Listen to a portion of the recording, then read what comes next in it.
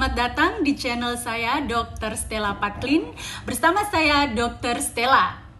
Apakah saat ini teman-teman lagi sibuk dalam mempersiapkan survei penilaian akreditasi? Apakah itu di rumah sakit, atau puskesmas, atau mungkin laboratorium? Apakah teman-teman bingung harus memulai dari mana? Yuk simak video saya berikut ini, karena dalam video ini saya akan memberikan beberapa tips apa sih yang harus teman-teman siapkan, khususnya terkait standar pelayanan laboratorium. Yuk kita simak bersama, saya yakin video ini akan bermanfaat buat teman-teman semua. Dan jangan lupa untuk like, and share, and subscribe.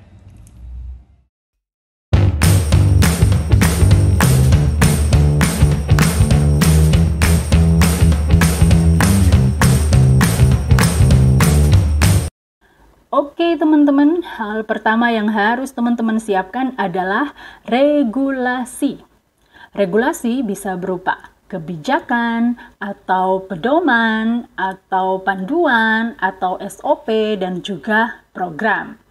Nah, laboratorium sebagai salah satu unit yang ada di rumah sakit harus memiliki pedoman pelayanan, pedoman pengorganisasian, dan juga program kerja. Selain itu, teman-teman bisa juga membuat panduan atau SOP yang mengatur hal-hal yang ada di laboratorium. Misalnya, panduan pengelolaan reagensia, panduan pengelolaan spesimen. Nah, seperti itu teman-teman. Jadi harus mantap dulu nih regulasinya. Karena apa yang kita kerjakan di laboratorium itu mengikuti atau mengacu pada regulasi yang ada. Tentu saja dalam menyusun regulasi harus mengacu pada peraturan perundang-undangan yang ada di Indonesia. Misalnya, Permenkes nomor 14 tahun 2021 tentang standar kegiatan usaha dan produk pada penyelenggaraan perizinan berusaha berbasis risiko sektor kesehatan, atau Permenkes nomor 43 tahun 2013 tentang cara penyelenggaraan laboratorium klinik yang baik. Dan masih banyak lagi, teman-teman bisa searching ya peraturan perundang-undangan yang ada kaitannya dengan pelayanan di laboratorium. Untuk pelayanan laboratorium di rumah sakit harus buka 24 jam, 7 hari seminggu sesuai dengan kebutuhan pasien.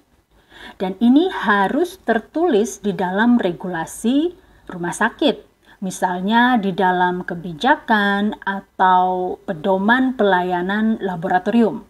Nah, untuk bukti pelaksanaannya, teman-teman bisa melampirkan bukti jadwal dinas staf laboratorium dan hasil pemeriksaan laboratorium yang mana di situ tertulis jam permintaan dan juga jam pemeriksaan laboratorium. Yang kedua yang harus teman-teman siapkan adalah dokumen hasil pemeriksaan laboratorium.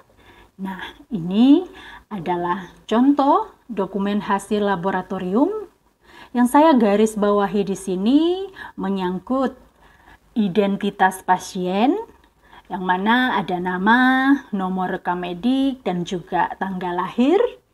Kemudian ada tertulis nama penanggung jawab laboratorium, ada juga tertulis diagnosis atau keterangan klinis, yang mana pada setiap permintaan pemeriksaan laboratorium harus mencantumkan diagnosis atau keterangan klinis dari pasien. Dan yang terakhir yang harus diperhatikan adalah hasil laboratorium harus disertai dengan nilai rujukan atau nilai normal. Yang ketiga, harus ada penanggung jawab laboratorium, dan ini dibuktikan dengan ada SK penanggung jawab laboratorium, uraian tugas, surat izin praktek, surat penugasan klinis, dan juga rincian kewenangan klinis. Penanggung jawab laboratorium memiliki tanggung jawab dalam menyusun dan mengevaluasi regulasi, mengawasi pelaksanaan administrasi, melaksanakan program kendali mutu baik PMI dan juga PME, melaksanakan program-program yang berkaitan dengan MFK, kemudian PPI, dan juga memantau dan mengevaluasi semua jenis pelayanan laboratorium dan juga mereview dan menindaklanjuti hasil pemeriksaan laboratorium rujukan. Nah, semua ini harus ada bukti dari tanggung jawab pimpinan laboratorium. Misalnya, dalam menyusun dan mengevaluasi regulasi ada bukti rapat penyusunan program kerja laboratorium misalnya. Harus ada bukti undangan, materi, presensi, dan juga notulen. Kemudian ada bukti rapat monitoring dan evaluasi pelayanan laboratorium, ada laporan bulanan, laporan triwulan, dan juga tahunan.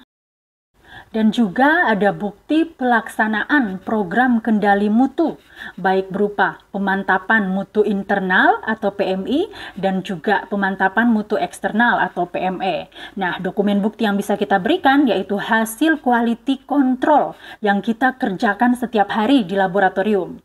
Kemudian ada juga sertifikat PME dan laporan evaluasi hasil pemantapan mutu eksternal. Untuk PMI dan PME akan saya bahas lebih lanjut pada slide berikutnya. Next, ada bukti pelaksanaan Program Manajemen Fasilitas dan Keamanan atau MFK. Nah, ini adalah salah satu elemen penilaian yang paling sering dicari oleh surveyor pada saat telusur lapangan. Apa saja bukti yang dicari? Ada bukti kalibrasi alat laboratorium, baik berupa sertifikat ataupun stiker kalibrasi yang ditempel di alat laboratorium yang kita gunakan. Contohnya seperti pada gambar ini, teman-teman. Harus tersedia termometer untuk memantau suhu dan kelembaban ruangan di laboratorium, dan juga pemantau suhu untuk kulkas atau freezer. Dan untuk pemantauan suhu kulkas dan suhu ruangan harus dicatat dan dibuat grafik seperti yang ada pada gambar ini, teman-teman. Dengan demikian, teman-teman bisa tahu jika ada penyimpangan pada suhu ruangan, misalnya suhu ruangan terlalu tinggi, sehingga bisa dicari penyebab dan segera mengatasinya. Selanjutnya di laboratorium harus tersedia eye washer. Ini berfungsi apabila petugas laboratorium terkena cipratan bahan B3, maka petugas bisa langsung mencuci matanya menggunakan eye washer yang ada di laboratorium. Nah, teman-teman harus benar-benar memastikan bahwa eye washer ini berfungsi dengan baik, yaitu pancaran airnya cukup kuat sehingga bisa sampai ke mata pada saat kita menggunakannya. Nah, di laboratorium kami juga dilengkapi dengan shower. Selanjutnya, di laboratorium harus tersedia alat pemadam api ringan atau APAR. Teman-teman harus memperhatikan untuk pemasangan APAR ini, jarak dari lantai sampai ke APAR itu harus sesuai standar. Dan juga APAR harus dilengkapi dengan checklist pemantauan APAR oleh tim K3 dan prosedur cara penggunaan APAR.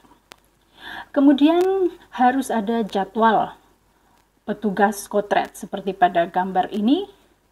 Teman-teman bisa melihat dan memastikan bahwa petugas kotret sudah bisa melaksanakan prosedur kotret dengan benar. Next, di laboratorium harus tersedia lemari B3 yang digunakan khusus untuk menyimpan bahan-bahan berbahaya dan beracun atau bahan B3. Contoh bahan B3 di laboratorium adalah alkohol, metanol, klorin, cat yang kita gunakan untuk pewarnaan GMSA atau RIGHT. Nah, teman-teman, biasanya pada kemasan bahan-bahan tersebut tercantum simbol apakah mudah terbakar, mudah meledak, korosif, atau membahayakan lingkungan. Nah, bahan-bahan B3 tersebut harus disimpan di dalam lemari B3. Dan lemari B3 diberi simbol bahan-bahan tersebut seperti contohnya yang ada pada gambar ini. Selanjutnya, di laboratorium harus tersedia spill kit. Spill kit adalah seperangkat alat yang digunakan untuk menangani jika terjadi tumpahan darah atau cairan tubuh infeksius di laboratorium. Teman-teman harus memperhatikan isi dari spill kit harus lengkap. Jadi ada larutan klorin 0,5% dalam botol tertutup, ada kertas serap, APD, hand strap, kantong plastik kuning, marka atau tanda peringatan, dan juga pinset. Yang kedua, teman-teman harus memastikan bahwa semua petugas laboratorium harus bisa melakukan prosedur penanganan tumpahan. Nah, biasanya pada saat telusur, surveyor akan meminta salah seorang petugas laboratorium untuk mendemonstrasikan prosedur penanganan tumpahan. Dan sekaligus surveyor bisa melihat apakah petugas sudah bisa melakukan prosedur atau cara menggunakan APD dan cara melepas APD dengan benar. Oke, teman-teman, lanjut.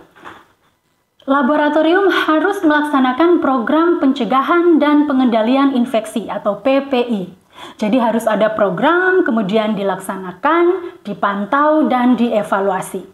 Nah, prinsip-prinsip PPI yang harus kita terapkan di laboratorium antara lain pemisahan area infeksius dan non-infeksius, pemisahan sampah infeksius dan non-infeksius, pengelolaan limbah laboratorium, tempat pembuangan limbah cair laboratorium harus terhubung dengan IPAL. Jadi di rumah sakit harus ada IPAL ya, teman-teman. Kemudian penggunaan APD pada saat kita bekerja di laboratorium, penanganan tumpahan spesimen dengan benar, pelaksanaan hand hygiene. Di laboratorium harus tersedia wastafel, sabun, hand rub, tisu, tempat sampah untuk kita melakukan hand hygiene.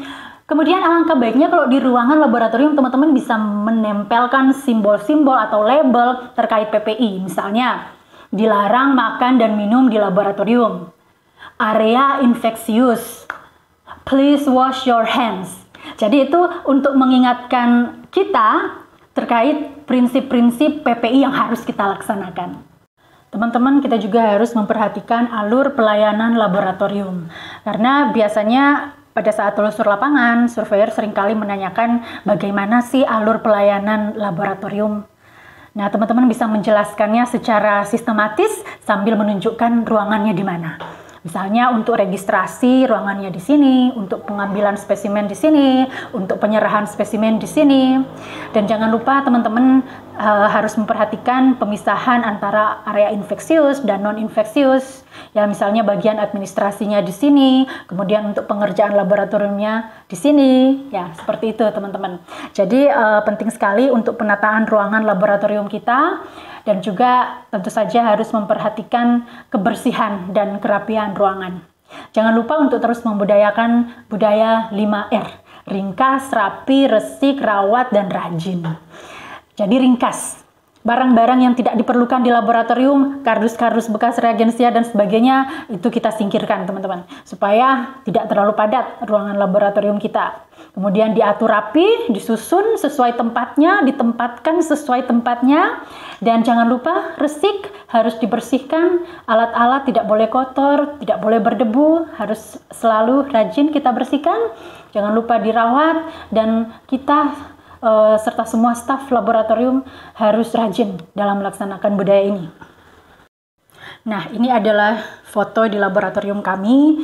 Jadi, ini adalah ruang pemeriksaan laboratorium. Tentu saja ini berada di area yang infeksius dan terpisah dengan area non-infeksius. Jadi di arah yang berlawanan ada area non-infeksius yang mana ada ruang petugas, ada pantry, ada ruang kepala laboratorium, dan ruang administrasi berada di bagian luar. Dan khusus area ini adalah ruang pemeriksaan laboratorium. Kita tempel label seperti ini, area terbatas dengan simbol infeksius dan dilarang masuk selain petugas laboratorium, dan dilarang makan, minum, merokok, menggunakan kosmetik dan lensa kontak di dalam ruang laboratorium. Jadi kita beri peringatan seperti ini, dan pada saat kita masuk ke ruangan ini, di sebelah kiri ruangan itu ada ruang untuk menggunakan APD. Jadi setelah menggunakan APD, baru kita masuk ke ruang kerja laboratorium. Ini adalah tempat sampah infeksius dan non-infeksius, tentu saja harus dipisahkan. Dan juga safety box untuk tempat limbah medis jarum dan benda tajam lainnya harus tersedia di laboratorium. Kemudian jangan lupa menggunakan APD saat bekerja. Jas laboratorium yang kita gunakan adalah yang bukaan belakang, jadi bagian depannya benar-benar tertutup dengan baik, dan jangan lupa menggunakan sepatu tertutup. Kemudian ini adalah fasilitas untuk cuci tangan, jadi ada wastafel, sabun cuci tangan, tisu, tempat sampah, kemudian ada prosedur 6 langkah cuci tangan, bisa kita tempelkan di dinding seperti ini, dan jangan lupa untuk bisa mempraktekkan cuci tangan dengan benar. Ya, masih tentang tanggung jawab pimpinan laboratorium, yaitu memantau dan mengevaluasi semua jenis pelayanan laboratorium. Jadi di laboratorium ada rapat monitoring dan evaluasi pelayanan laboratorium. Kita bisa memberikan bukti rapat berupa undangan, materi, presensi, dan juga notulen. Kemudian pimpinan laboratorium juga bertanggung jawab dalam mereview dan menindaklanjuti hasil pemeriksaan laboratorium rujukan. Jadi jika ada hasil dari laboratorium rujukan, maka penanggung jawab lab harus mereview hasil itu terlebih dahulu. Next, poin keempat adalah staf laboratorium harus memenuhi persyaratan. Yang termasuk di sini adalah dokter penanggung jawab laboratorium sebagai staf medis di laboratorium, dan juga ada analis laboratorium serta staf lain yang berwenang melakukan pemeriksaan point of care testing atau disingkat POCT. Jadi dokter penanggung jawab laboratorium harus memenuhi persyaratan kredensial dan juga harus memiliki surat penugasan klinis atau disingkat SPK dan rincian kewenangan klinis atau disingkat RKK. Demikian juga dengan analis laboratorium dan staf lain yang melakukan pemeriksaan POCT. Yang dimaksud staf lain ini misalnya jika pemeriksaan POCT seperti contohnya glukosa yang dilakukan bedside, misalnya dilakukan oleh perawat, maka perawat tersebut harus dikredensial dan harus memiliki SPK dan RKK terkait kewenangan untuk melakukan pemeriksaan POCT tersebut. Poin 5 tentang kerangka waktu penyelesaian pemeriksaan laboratorium baik reguler maupun sito. Jadi laboratorium harus memiliki regulasi terkait waktu tunggu penyelesaian pemeriksaan laboratorium baik reguler dan juga sito, dan termasuk juga pemeriksaan laboratorium rujukan. Teman-teman bisa membuat SOP tentang ini. Kemudian harus ada bukti pencatatan waktu tunggu tersebut, dan waktu tunggu tersebut harus dievaluasi secara rutin dan harus ada bukti laporan evaluasi waktu penyelesaian pemeriksaan laboratorium. Ini adalah contoh pencatatan waktu tunggu penyelesaian pemeriksaan laboratorium. Misalnya pada tanggal sekian, jam sekian ada pemeriksaan glukosa darah sewaktu dengan waktu penyelesaian 55 menit. Nah, biasanya pada saat telusur lapangan, surveyor akan langsung mengecek pencatatan waktu ini, teman-teman. Jika teman-teman sudah menggunakan LIS di laboratorium, akan sangat-sangat dimudahkan dalam pencatatan-pencatatan seperti ini. Kemudian ini adalah contoh laporan evaluasi waktu tunggu pemeriksaan laboratorium. Biasanya kita evaluasi setiap 3 bulan. Dan kita susun dalam bentuk laporan seperti ini.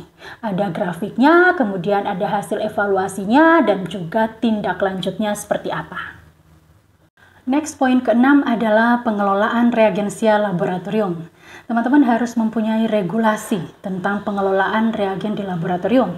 Apakah berupa SOP atau panduan, sehingga pengelolaan reagen kita lakukan sesuai dengan regulasi yang ada. Apakah distribusinya, penyimpanannya, kemudian harus dilakukan pemantauan suhu penyimpanan reagen, kemudian semua reagen harus diberi label, dan juga harus dilakukan evaluasi atau audit reagensia. Ini adalah contoh penyimpanan reagen.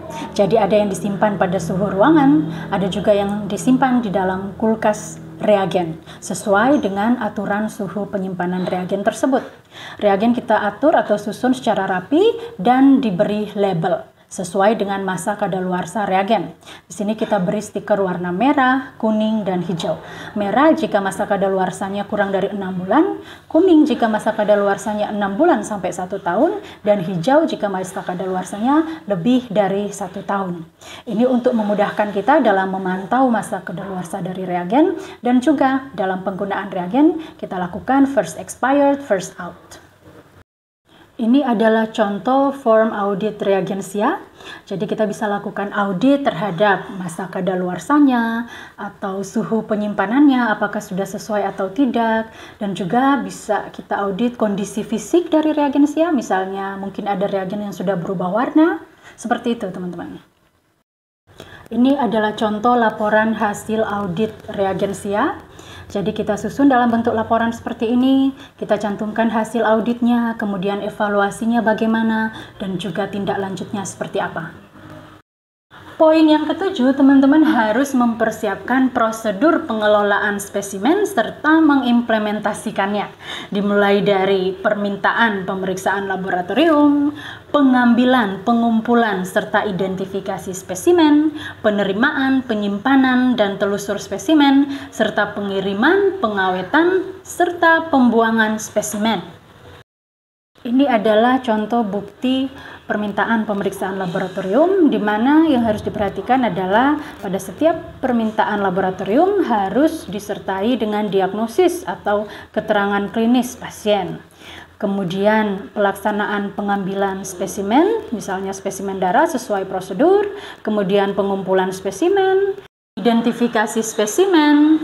Untuk identifikasi spesimen, tentu saja pada wadah atau tabung spesimen harus diberi label identitas pasien, yang mana tercantum nama, tanggal lahir, dan juga nomor rekam medik. Serah terima spesimen dilakukan sesuai dengan regulasi yang ada di laboratorium masing-masing. Contohnya di laboratorium kami memiliki buku serah terima spesimen sebagai bukti bahwa kami telah melakukan serah terima spesimen. Demikian juga dengan penyimpanan spesimen, yang mana spesimen disimpan sesuai dengan suhu penyimpanan spesimen, dan kami memiliki buku untuk menginventarisir spesimen yang disimpan. Ini bisa kami jadikan bukti untuk penyimpanan spesimen. Ini adalah bukti pembuangan spesimen. Jadi spesimen harus dibuang sesuai dengan prosedur yang ada. Beberapa spesimen sebelum dibuang harus disterilkan terlebih dahulu di dalam autoklav. Misalnya spesimen sputum untuk pemeriksaan tuberkulosis, atau spesimen swab nasofaring untuk pemeriksaan PCR RNA SARS-CoV-2 misalnya, ataupun spesimen untuk pemeriksaan mikrobiologi. Kemudian pengelolaan spesimen di laboratorium harus dipantau dan dievaluasi. Dan kita harus memberikan bukti pemantauan dan evaluasi pengelolaan spesimen dalam bentuk laporan. Laporan hasil pemantauan dan evaluasi pengelolaan spesimen. Ini adalah contoh form checklist pemantauan pengelolaan spesimen, kemudian laporan pemantauan dan evaluasi pengelolaan spesimen. Poin yang ke-8 adalah tentang rentang nilai normal atau nilai rujukan, yang mana rumah sakit harus menetapkan regulasi tentang rentang nilai normal atau nilai rujukan dari pemeriksaan laboratorium. Ini bisa dalam bentuk SOP. Sebagai bukti pelaksanaannya, teman-teman bisa memberikan dokumen hasil laboratorium yang tentu saja harus dilengkapi dengan nilai normal atau nilai rujukan. Poin yang ke-9 adalah laboratorium harus melaksanakan pemantapan mutu internal dan eksternal, PMI dan PME.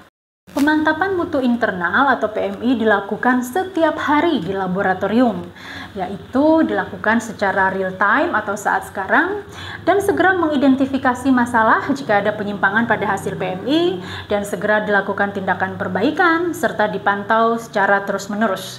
Pelaksanaan PMI harus dicatat sebagai bukti. Nah, ini adalah salah satu contoh hasil PMI, yaitu pengujian kualitas reagensia kimia klinik yang kita kerjakan setiap hari di laboratorium. Contohnya ini data pada bulan Agustus dari tanggal 1 sampai tanggal 31. Pada semua parameter kimia klinik kita lakukan quality control. Hasil dari quality control kita masukkan ke dalam tabel seperti ini dan kita plotkan di dalam grafik Levy-Jennings. Nah, ini adalah salah satu bukti bahwa kita sudah melakukan pemantapan mutu internal atau PMI. Jika ada masalah pada hasil PMI, maka harus segera dilakukan tindakan koreksi cepat dan hal itu harus didokumentasikan. Contohnya, kalau kami di sini memiliki buku tindakan koreksi cepat terhadap masalah PMI atau kerusakan alat. Pemantapan mutu eksternal atau PME merupakan validasi eksternal. Ini adalah uji profisiensi atau uji kesesuaian, di mana hasil laboratorium kita dibandingkan dengan hasil laboratorium yang lain. PME bisa diikuti sebanyak 1 atau 2 kali dalam setahun, di mana kita mendaftar untuk mengikuti PME di lembaga-lembaga pelaksana yang sudah diakui untuk melaksanakan PME. Bukti bahwa kita sudah mengikuti PME adalah kita memiliki hasil PME dan juga sertifikat PME dari lembaga pelaksana. Kemudian hasil PME harus kita evaluasi dan tindak lanjuti. Dan itu kita susun dalam suatu laporan evaluasi dan tindak lanjut hasil PME. Adalah contoh hasil PME dan laporan evaluasi PME serta sertifikat PME. Poin yang ke-10 adalah kerjasama dengan laboratorium rujukan. Jika laboratorium teman-teman bekerja sama dengan laboratorium rujukan, maka harus ada dokumen MOU dengan laboratorium rujukan. Dan laboratorium rujukan yang dipilih harus terakreditasi. Ini harus dibuktikan dengan menunjukkan bukti sertifikat akreditasi dari laboratorium rujukan. Kerjasama dengan laboratorium rujukan harus selalu dipantau dan dievaluasi, dan harus bisa memberikan bukti, dokumen pemantauan dan evaluasi kerjasama pelayanan laboratorium rujukan. Yang terakhir dari pelayanan laboratorium adalah tentang nilai kritis. Rumah sakit harus memiliki regulasi tentang penetapan nilai kritis serta regulasi tentang pelaporan nilai kritis. Kemudian harus ada bukti pencatatan waktu pelaporan nilai kritis serta harus dilakukan evaluasi terhadap waktu pelaporan nilai kritis. Ini adalah ringkasan tentang standar pelayanan laboratorium. Yang pertama tentang organisasinya, kemudian tentang penanggung jawabnya, kemudian kompetensi dan kewenangan staf, pengelolaan spesimen, pengelolaan reagensia, kerangka waktu penyelesaian pemeriksaan laboratorium, kemudian nilai normal dan rentang nilai pemeriksaan, kemudian kendali mutu yaitu PMI dan PME, serta laboratorium rujukan. Oke teman-teman, selanjutnya saya akan sedikit membahas tentang pelayanan darah, karena pelayanan darah ini merupakan salah satu standar yang juga dinilai dalam akreditasi rumah sakit. Secara ringkas, pelayanan darah mencakup organisasi, kemudian ada penanggung jawab, evaluasi mutu, dan juga informed consent. Pelayanan darah di rumah sakit dilakukan oleh Bank Darah Rumah Sakit atau Unit Transfusi Darah Rumah Sakit. Bank Darah Rumah Sakit atau BDRS merupakan unit pelayanan yang ditetapkan oleh Direktur Rumah Sakit dan dapat menjadi bagian dari laboratorium medik di rumah sakit. Setiap rumah sakit wajib memiliki BDRS. Jika di rumah sakit tersebut terdapat UTDRS, maka UTDRS merangkap sebagai BDRS. Poin pertama yang harus teman-teman siapkan terkait pelayanan darah tentu saja adalah regulasi. Apakah itu berupa kebijakan atau pedoman atau panduan ataupun SOP. Dan tentu saja dalam menyusun regulasi harus mengacu pada peraturan atau undang-undang. Berikut ini adalah beberapa contoh peraturan atau undang-undang yang mengatur tentang pelayanan darah. Poin yang kedua adalah harus ada penanggung jawab pelayanan darah. Hal ini dibuktikan dengan ada SK penetapan penanggung jawab pelayanan darah, kemudian ada surat izin praktek, surat penugasan klinis, dan juga rincian kewenangan klinis. Kemudian poin ketiga, adalah harus dilakukan evaluasi mutu terhadap pelayanan darah.